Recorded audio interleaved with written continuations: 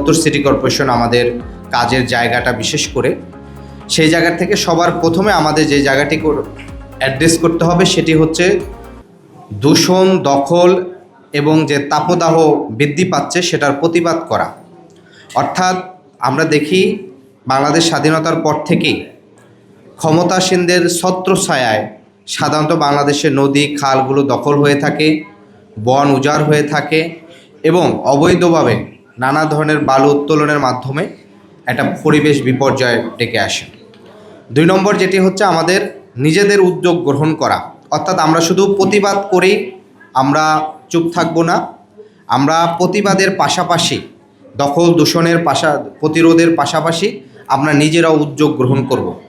সেই উদ্যোগটি হচ্ছে আমরা নিজেরা বৃক্ষরোপণ করব।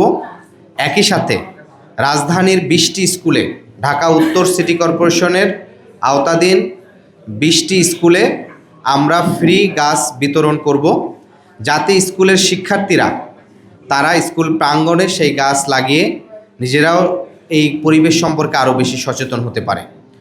3 নম্বরে আমরা যেটি করব, এই সপ্তাহের মধ্যে আগামী 10ই জুন এনসিপি ঢাকা মহানগর উত্তরের আয়োজনে আমরা বাঁচাও ঢাকা বাঁচাও প্রাণ এই নামে আমরা একটি সেমিনারের আয়োজন করব, যেখানে পরিবেশবিদ, নগরবিদ এবং ক্লাইমেট বিশেষজ্ঞ যারা আছেন তারা সেখানে তাদের মূল্যবান বক্তব্য দিবেন, তাদের গুরুত্বপূর্ণ পলিসি সেই জায়গাগুলো বলবেন। সর্বশেষ যেটি হচ্ছে, যে কোনো উদ্যোগ এবং যে কোনো সমস্যা থেকে সমাধানের জন্য আমাদের সবচেয়ে বেশি যেটি প্রয়োজন সেটি হচ্ছে যে আমাদের সচেতনতা। অর্থাৎ আমরা যদি সাধারণ মানুষকে এই পুরো পরিবেশের সাথে যদি আমরা সম্পৃক্ত করতে পারি এবং আমাদের আগামী দিনের যে ভবিষ্যৎ, যে শিশুরা আমাদের বেড়ে উঠছে, সেই শিশুদেরকে পরিবেশ এবং গাছের সাথে যেন আমরা একটা সম্পর্ক উন্নয়ন করতে পারি, সেই জন্য আমাদের সচেতনতামূলক কার্যক্রমগুলো চলবে। অর্থাৎ পুরো এই পরিবেশ দিবস নিয়ে আমরা প্রতিবাদ, উদ্যোগ, পলিসি এবং সচেতনতা এই 4টি ভাগে আমরা কার্যক্রমগুলো করব। এবং আজকেও দেখেছেন যে আমরা বলেছি যে আমাদের নেতাকর্মীরা প্রত্যেকটা ওয়ার্ডে, 54টা ওয়ার্ডে তারা এই বৃক্ষরোপণ করবে এবং বৃক্ষ বিতরণ করবেন।